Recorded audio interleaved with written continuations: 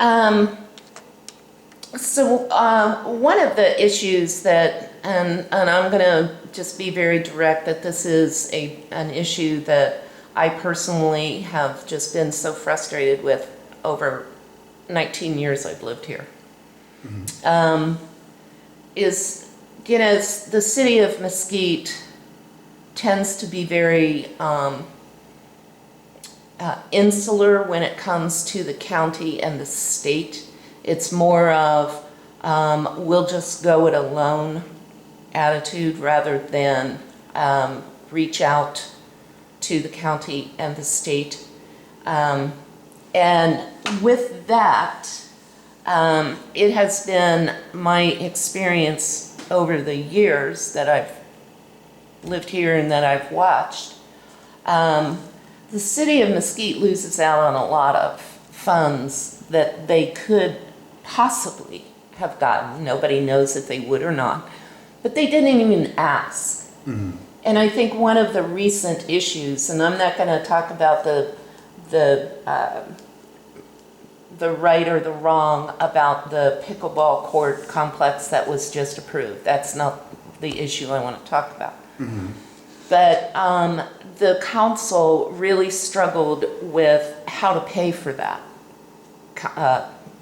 complex. Mm-hmm. And they do that with a lot of other projects. So, you know, it's not specific to just that project. Mm-hmm. But there was never, so they decided to, you know, they had an option, a list of options of how they could fund that. And, you know, it was the redevelopment agency money.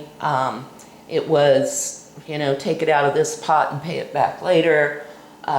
Some of it was the community block grant program, which can only be spent for certain things. Not one time did anyone mention about going to the county and asking for some funds from the recreation funding that the county has. Not one time did anyone go to the state. Now, they promoted this particular project as a way to bring in tourism. Mm-hmm. The state gives out $1 million in grants every year for tourism. And yet, not one council person or city staff ever talked about that. So I'm curious how you feel about, you know, the Mesquite being so, I don't want to use the word insular because that's not the right word, but, you know, just so much on their own. And so how do you pay for these projects that we want mm-hmm. in the future? Because we've got a lot of projects we want. And I'm not talking about regional flood. We get money from them. We get money from RTC. Mm-hmm. Basically, when they need a new tax increase, mm-hmm. we get a project. So talk about that.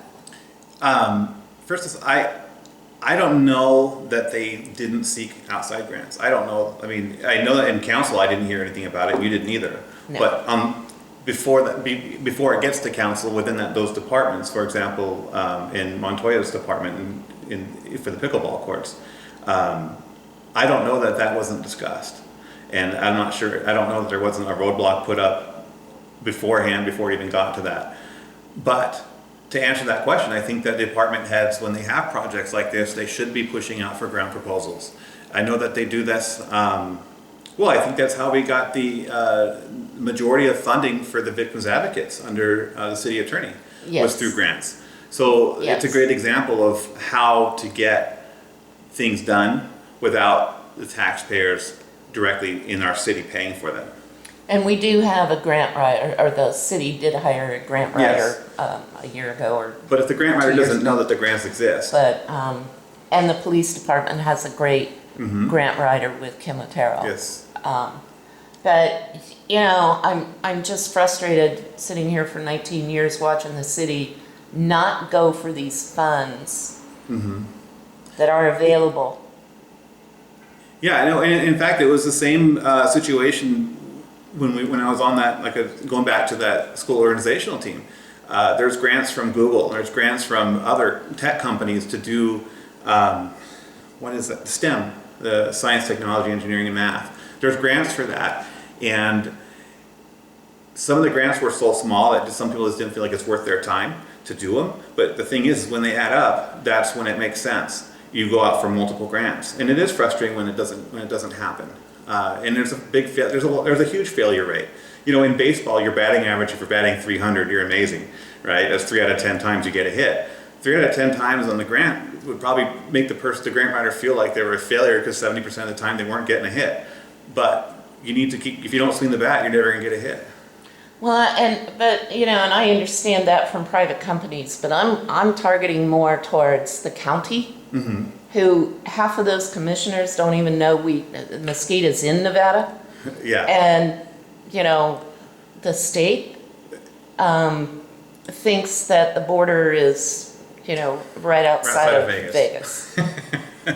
Well, and I think that Moapa and Mesquite, I guess we all what have I'm Fox asking, internet, I and guess, we don't. I guess what I'm asking about is, you know, are you willing to be, and if you're elected, I'm going to hold you to it. Are you willing to be a very vocal, strident advocate with the county and the state?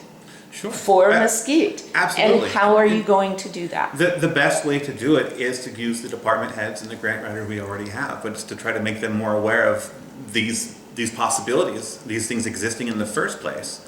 You know, I'm not a micromanager. When I was in private sector, I wasn't a micromanager either. But you definitely need to have, you know, so I wouldn't expect everybody on city council to be jumping out and doing everybody's jobs for them. Basically, if somebody can't do their job is when they get replaced. So, and I'm not saying anybody particularly needs to get replaced. I'm just saying they need to be made aware that there are this money is out there for them to get, and it's what it's for, is for issues just like this. Okay.